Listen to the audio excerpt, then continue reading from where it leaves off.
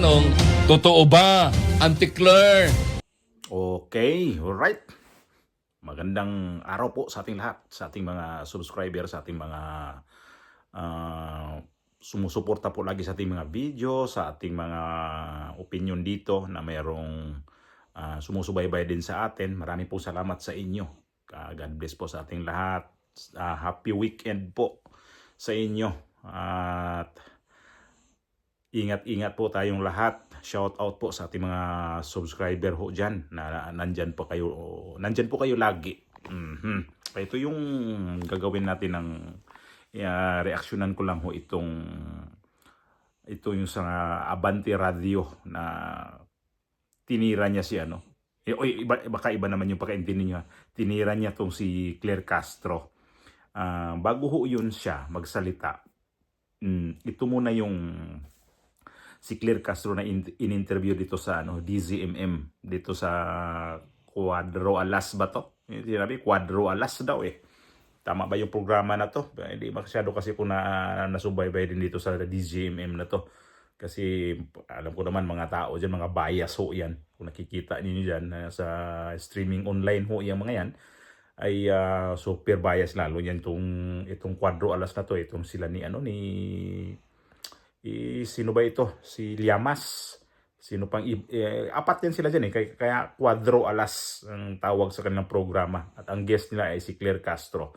So, ito muna i-interview muna ni Claire Castro nila. Ito muna.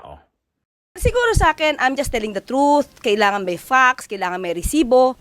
Kung may tinatamaan ako ng aking kidlat, wala na ako magagawa doon. Basta ako, gusto ko maiparating sa tao to, ito ang totoo at sila yung fake news. Dapat ganon. Would you say that integral ho sa role ninyo yon ang maging isang lightning rod ng palasyo at ng Pangulo? Actually, nung una akong kinausap ng Pangulo, hindi napag-usapan ko ano yung talagang role ko.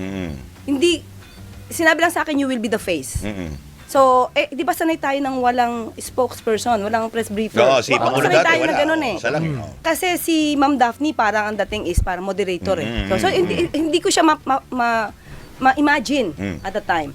So, the first day, kumbaga nabinyagan ako, yung day na taking namin, unang lumabas agad na tanong from Maricel ng Channel 5 and Kalili. Ivan Mayrina. Mayrina. Doon pa lang sumagot na ako. Tapos, so di ko alam ko, yun pa rin. Kasi ang sabi lang ng Pangulo sa amin, na i-counter namin, gusto niya mapakita sa tao kung ano yung programa. And at the same time, ma-counter namin yung mga fake news. Yun talaga yung mandato namin.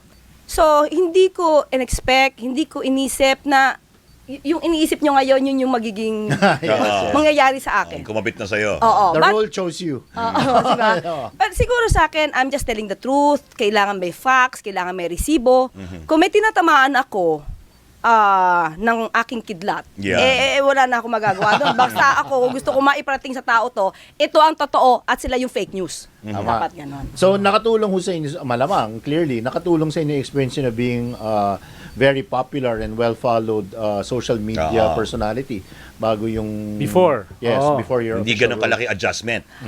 Siguro mas nakatulong sa akin yung pagiging trial lawyer.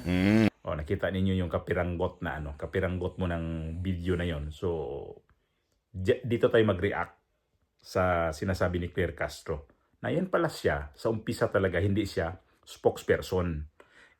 Kalaunan, wala ang spokesperson itong si Bongbong Marcos sa Malacanang. Tuwing may press corps, siya nga ang humaharap dito si Claire Castro. At ngayon, nagiging regular na siya na siya ang gumagawa ng mga mag-press con sila, siya na yung lalabas, yan siya na yung sasagot. At ang dami nga naman talaga naiinis sa kanya kapag tinatanong siya kasi mayroong mga tanong diyan na hindi niya sinasagot. Ito kagaya halimbawa nitong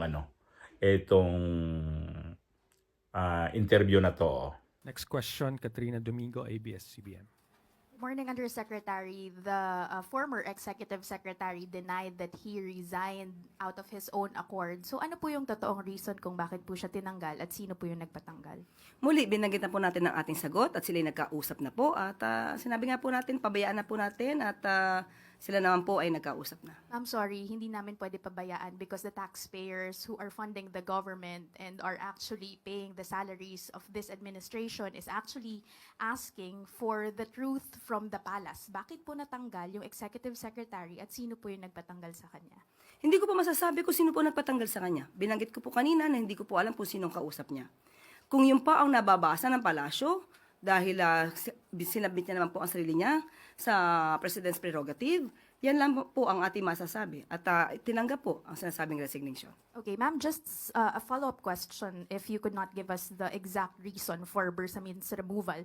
The former executive secretary was not the first official who actually experienced this kind of treatment na parang they were caught by surprise with their removal. We saw the removal of Baguio City Mayor Benjamin Magalong from the ICI.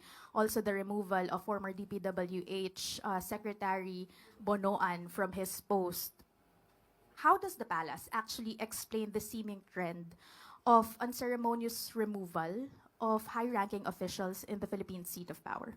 Tanong po natin, tinanggal po ba si Mayor Magalong? Sino po ba ang nag-resign? Ang huli natin pagkakasabi tungkol kay Mayor Magalong ay ipapatignan, ipapacheck, ipapa-assess sa legal team kung mayroon ba na-violate. Wala pong nagpa-resign kay Mayor Magalong. Action niya po yan, voluntaryo.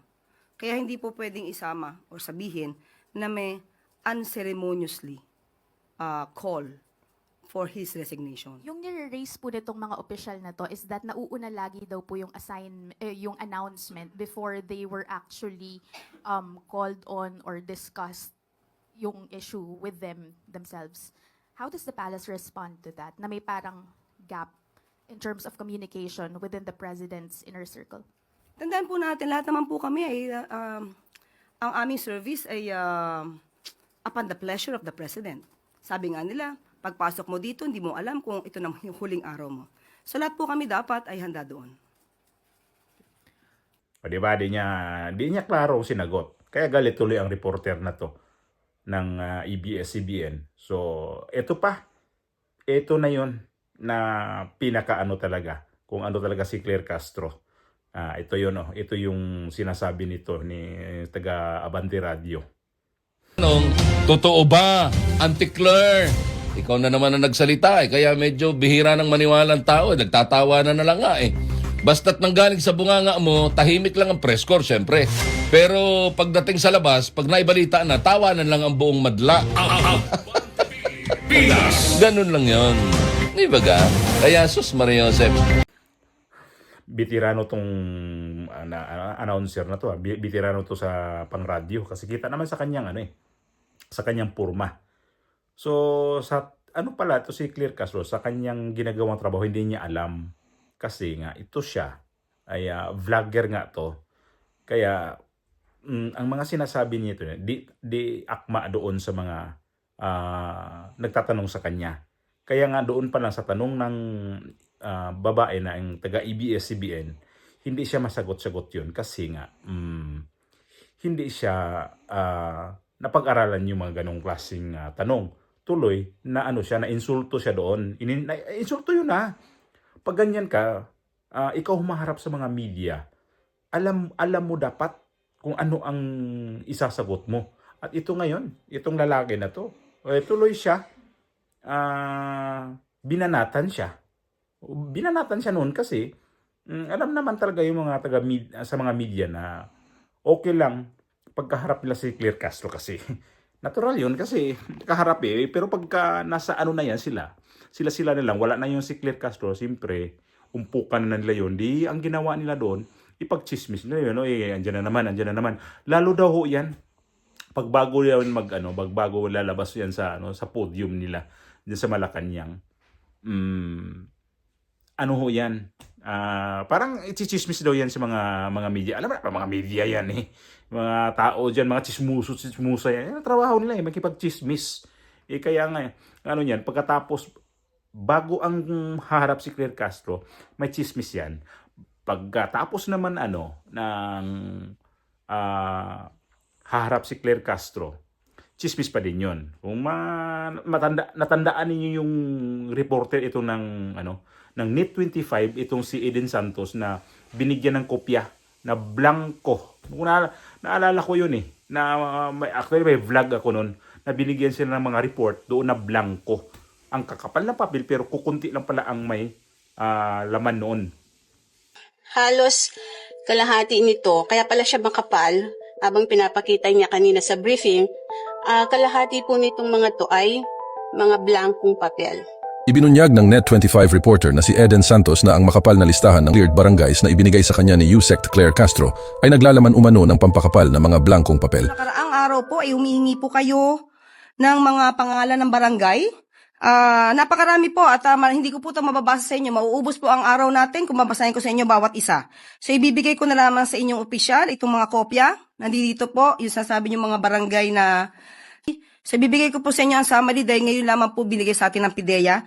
Hawak na natin ngayon yung listahan ng mga pangalan na mga barangay nationwide ayon sa Presidential Communications Office o PCO sa pamamagitan ni Undersecretary Claire Castro. So tiningnan natin yung mga listahan. Walang nakalagay kung kailan nagsimula na na-cleared yung barangay. Nakalagay lamang ay as of June 2025. Mga bilang lamang po ng mga barangay yung nandito at wala yung mga pangalan ng mga barangay na ating ang naitanong dun sa previous briefing. Nung tingnan natin ay halos kalahati nito, kaya pala siya makapal, habang pinapakita niya kanina sa briefing, kalahati po nitong mga to ay mga blankong papel. So ito na ngayon. Ito mga media na, itong si Abante Radio, ay media rin yan. Kasi mayroon silang di ba? Mayroon silang print, mayroon din silang Abante Radio. Mayroon na palang Abante Radio ngayon sa online. Di ko alam kasi, sa totoo lang. At parang isa lang yata rin to sa bilyonaryo. Kaya ang kanilang topic nito, kita naman sa itong sa Quadro Alas na pinagtatawan lang din talaga siya. Okay lang kaharap siya kasi nasa harapan respeto lang din yun. Pero kapag nawala ganyan naman ang ugali ng mga tao, di ba? Chismis ka. Kung napanoodin yun kay si Tikia mismo doon sa